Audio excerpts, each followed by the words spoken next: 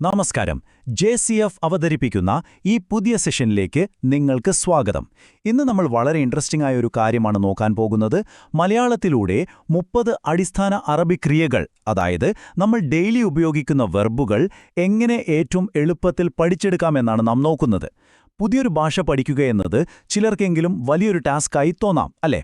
പക്ഷെ വിശ്വസിക്കൂ, ശരിയായ രീതിയിലാണെങ്കിൽ ഇതിലും രസകരമായി വേറൊന്നുമില്ല. അപ്പോൾ ഒട്ടും സമയം കളയാതെ നമുക്ക് നേരെ വിഷയത്തിലേക്ക് കടക്കാം. ശരി, നമുക്കിതിലേക്ക് കടക്കാം. ആദ്യം നമ്മൾ അറബിക് ടെൻസ് ഓർമ്മിക്കാനുള്ള ചില കിടിലൻ നിയമങ്ങൾ നോക്കും. പിന്നെ നിത്യജീവിതത്തിലെ ക്രിയകൾ, ആശയവിനിമയവും ബന്ധങ്ങളും. അതിനുശേഷം നമ്മുടെ വികാരങ്ങൾക്കും ചിന്തകൾക്കും ഉപയോഗിക്കുന്ന വാക്കുകൾ. ഒടുവിൽ കുറച്ചു ദൈനംദിന അറബിക് പരിശീലന വാക്യങ്ങൾ. പേടിക്കുകയേ വേണ്ട, ഈ ലളിതമായ സ്ട്രക്ചർ ഫോളോ ചെയ്താൽ ഈ 30 വാക്കുകളും വളരെ ഈസിയായി നിങ്ങളുടെ മനസ്സിൽ നിൽക്കുമെന്ന് എനിക്ക് ഉറപ്പു തരാൻ കഴിയും. ഒന്നാമത്തെ ഭാഗം, അറബിക് ടെൻസ് ഓർമ്മിക്കാനുള്ള നിയമങ്ങൾ. പ്രധാനപ്പെട്ട അടിസ്ഥാന നിയമങ്ങൾ. നമുക്ക് ജോലി ചെയ്യുക എന്ന വാക്കു തന്നെ ഉദാഹരണമായി എടുക്കാം. പ്രസന്റ് ടെൻസിൽ, അതായത് ഇപ്പോൾ ജോലി ചെയ്യുന്നു എന്ന് പറയാൻ അന ആമൽ എന്ന് പറയും. ഇനി പാസ്റ്റ് ടെൻസിൽ ഞാൻ ജോലി ചെയ്തു എന്നതിന് അന അമീൽത്ത് എന്നും, ഫ്യൂച്ചർ ടെൻസിൽ ഞാൻ ജോലി ചെയ്യുമെന്ന് പറയാൻ സൗഫ ആമൽ എന്നുമാണ് നമ്മൾ ഉപയോഗിക്കുന്നത്. ഇവിടെ ആ വാക്കുകൾക്ക് വരുന്ന മാറ്റം നിങ്ങൾ ശ്രദ്ധിച്ചോ? നിങ്ങൾക്കും ഇതൊന്ന് എന്നോടൊപ്പം ഉറക്കെ പറഞ്ഞു നോക്കാം കേട്ടോ. ശരിയായ ഉച്ചാരണം കിട്ടാൻ ഇത് വളരെ അത്യാവശ്യമാണ്. അന ആമൽ, അന അമിൽത്ത്, സൗഫ ആമൽ. ഇവിടെ ഏറ്റവും രസകരമായ കാര്യം എന്താണെന്ന് വെച്ചാൽ അതാണ് ഈ സൗഫ എന്ന വാക്ക്. അറബി ഭാഷയിലെ വളരെ സിമ്പിളായ ഒരു ട്രിക്കാണത്. വർത്തമാനകാല വാക്കിൻ്റെ കൂടെ വെറുതെ ഈ സൗഫ എന്ന് ചേർത്താൽ മതി. അത് ഭാവികാലമായി മാറും. നമ്മൾ തൊട്ടുമുൻപ് കണ്ട അന ആമൽ എന്നതിനൊപ്പം സൗഫ ചേർത്തപ്പോൾ അത് സൗഫ ആമലായി മാറിയത് ഓർക്കുന്നില്ലേ? എത്ര സിമ്പിളാണ് നോക്കൂ. ഭാവികാലം ഉണ്ടാക്കാൻ ഇനി നിങ്ങൾക്ക് യാതൊരു കൺഫ്യൂഷനും ഉണ്ടാകില്ല. ഇതൊരു ഗോൾഡൻ റൂളായിട്ട് തന്നെ ഓർത്തുവെച്ചോളൂ. രണ്ടാമത്തെ ഭാഗം, നിത്യജീവിതത്തിലെ ക്രിയകൾ. വീട്ടുജോലികൾ, യാത്രകൾ, ദൈനംദിന പ്രവൃത്തികൾ. നമ്മുടെ ആദ്യത്തെ 5 വാക്കുകൾ നോക്കാം. ഉണ്ടാക്കുക എന്നതിന് പാസ്റ്റ് ടെൻസിൽ സനാ എന്നും പ്രസന്റിൽ യസ്നാ എന്നും പറയും. ഫ്യൂച്ചർ ആകുമ്പോഴോ നമ്മൾ നേരത്തെ പഠിച്ച ആ സിമ്പിൾ ട്രിക്ക് ഉപയോഗിച്ച് സൗഫ യസ്നാ എന്നാകും. യസ്നാ, നിങ്ങളും ഒന്ന് പറഞ്ഞു നോക്കൂ. അതുപോലെ വൃത്തിയാക്കുക എന്നതിന് യുനദ്ദിഫ്, പാചകം ചെയ്യുക എന്നതിന് യത്തുബുഹ്, വണ്ടി ഓടിക്കുക എന്നതിന് യഖൂദ്, പിന്നെ എന്തെങ്കിലും അയക്കുക എന്നതിന് യുർസിൽ. ഇതെല്ലാം നമ്മൾ ഡെയിലി ലൈഫിൽ എപ്പോഴും ഉപയോഗിക്കുന്ന വാക്കുകളല്ലേ?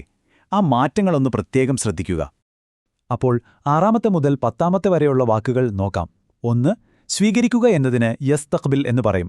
എന്തെങ്കിലും തുറക്കുക എന്നാണെങ്കിൽ യഫ്തഹ്, അടയ്ക്കുക എന്നതിന് യുഗ്ലിഖ്, ഒരു കാര്യം ആരംഭിക്കുക എന്നതിന് യബ്ദ.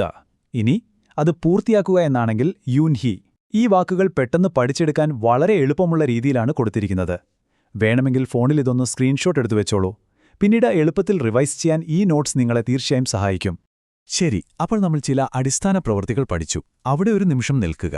എന്റെ ഒരു ചോദ്യം ഇതാണ്: അറബിയിൽ മറ്റുള്ളവരുമായി നമ്മൾ എങ്ങനെ ആശയവിനിമയം നടത്തും? അവരുമായി സംസാരിക്കാൻ വേണ്ട പ്രധാന വാക്കുകൾ ഏതൊക്കെയാണ്? അടുത്തതായി നമ്മൾ നോക്കാൻ പോകുന്നത് അതാണ്. മൂന്നാമത്തെ ഭാഗം, ആശയവിനിമയവും ബന്ധങ്ങളും. ജോലിസ്ഥലത്തെയും പുറത്തെയും ഇടപെടലുകൾ. നമുക്കീ പ്രധാനപ്പെട്ട വാക്കുകൾ കൂടി നോക്കാം. ഒരാളെ ഫോണിൽ വിളിക്കുക എന്നതിന് യത്തസിൽ എന്ന് പറയും.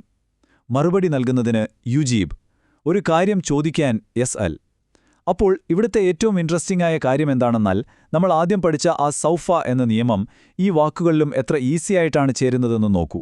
ഉദാഹരണത്തിന്, പഠിക്കുക എന്നതിന് വർത്തമാനകാലത്ത് യത അല്ലം എന്നാണ് പറയുന്നത്. ഭാവികാലമാവുമ്പോൾ അത് സിമ്പിളായിട്ട് സൗഫ യത അല്ലം ആകുന്നു. അതുപോലെ പഠിപ്പിക്കുക എന്നതിന് യുല്യം എന്നും, ഒരാളെ നേരിട്ട് മീറ്റ് ചെയ്യുക അഥവാ കാണുക എന്നതിനെ യുകാബിൽ എന്നുമാണ് പറയുക. വളരെ നന്നായി പോകുന്നുണ്ട്. അടുത്തതായി ചില പണമിടപാടുകളുമായി ബന്ധപ്പെട്ട വാക്കുകൾ നോക്കാം. പണം നൽകുക എന്നതിന് യദ്ഫ എന്നാണ് പറയുന്നത്. ഒരു സാധനം ഉപയോഗിക്കാൻ യസ്തഖ്ദിം. എന്തെങ്കിലും മാറ്റുക എന്നാണെങ്കിൽ യുഗയ്യർ. അതുപോലെ ഒരു സ്ഥലത്ത് നിന്ന് നീങ്ങുക എന്നതിന് യതഹവാക്ക് എന്നും, ഒരിടത്ത് താമസിക്കുക എന്നതിന് യഈഷ് എന്നും പറയുന്നു. ഈ വാക്കുകൾ പ്രത്യേകിച്ച് നമ്മൾ കടകളിൽ പോകുമ്പോഴോ അല്ലെങ്കിൽ പുതിയൊരു രാജ്യത്ത് താമസിക്കുമ്പോഴോ നമുക്ക് 100% ആവശ്യമായി വരുന്നവയാണ്. ബാഹ്യമായ പ്രവൃത്തികളും മറ്റുള്ളവരുമായുള്ള ആശയവിനിമയങ്ങളും നമ്മൾ കണ്ടുകഴിഞ്ഞു. എന്നാൽ നമ്മുടെ മനസ്സിലെ വികാരങ്ങളും പേഴ്സണൽ തീരുമാനങ്ങളും പ്രകടിപ്പിക്കാൻ അറബിയിലെ ഏതെല്ലാം വാക്കുകളാണ് നമ്മൾ ഉപയോഗിക്കേണ്ടത്? ഇതുകൂടി അറിഞ്ഞിരിക്കേണ്ടത് ഒരു ഭാഷ ശരിക്ക് സംസാരിക്കാൻ വളരെ അത്യാവശ്യമാണ്.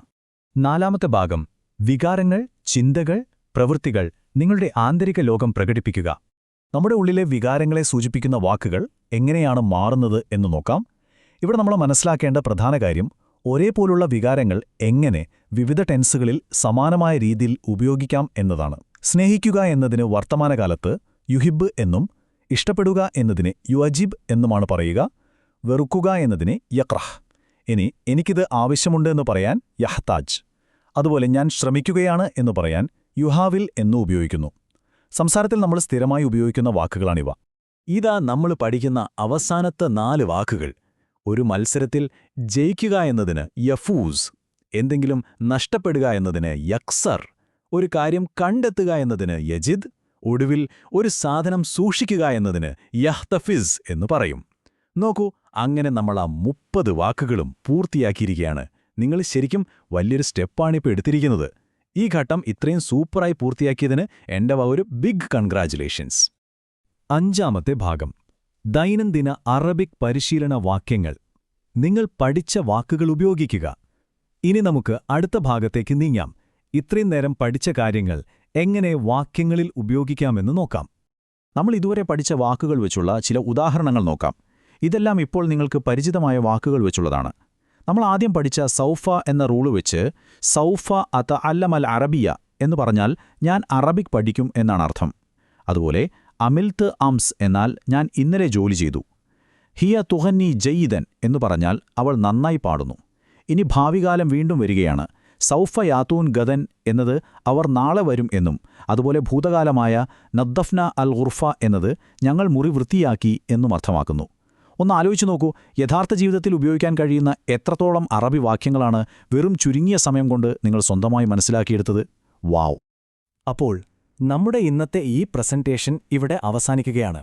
എന്നാൽ നിങ്ങളുടെ അറബി ഭാഷാ പഠനത്തിന്റെ യാത്ര ഇവിടെ തുടങ്ങുന്നതേയുള്ളൂ. അവസാനിപ്പിക്കുന്നതിന് മുൻപ് എനിക്ക് നിങ്ങളോട് ചോദിക്കാൻ വളരെ പ്രധാനപ്പെട്ട ഒരു ചോദ്യമുണ്ട്. ഇന്ന് നമ്മൾ പഠിച്ച ഈ 30 ക്രിയകളിൽ നിന്ന് ഏത് വാക്കാണ് നിങ്ങൾ ഇന്ന് തന്നെ നിങ്ങളുടെ ജീവിതത്തിൽ ഒരു യഥാർത്ഥ വാക്യമായി ഉപയോഗിക്കാൻ പോകുന്നത്? വെറുതെ പഠിച്ചതുകൊണ്ട് മാത്രം കാര്യമില്ലല്ലോ, അത് അപ്ലൈ ചെയ്യണം. 1-2 വാക്കുകൾ തിരഞ്ഞെടുത്ത് ഇന്ന് തന്നെ അതൊന്ന് സംസാരിച്ചു നോക്കൂ. അങ്ങനെ ഈ ഭാഷ നിങ്ങളുടെ സ്വന്തമാകും. ഈ പഠനം തുടർന്നും കൊണ്ടുപോകുക. പുതിയൊരു ഇൻട്രസ്റ്റിംഗ് ടോപ്പിക്കുമായി JCFന്റെ അടുത്ത എപ്പിസോഡിൽ നമുക്ക് വീണ്ടും കാണാം. നന്ദി, നമസ്കാരം.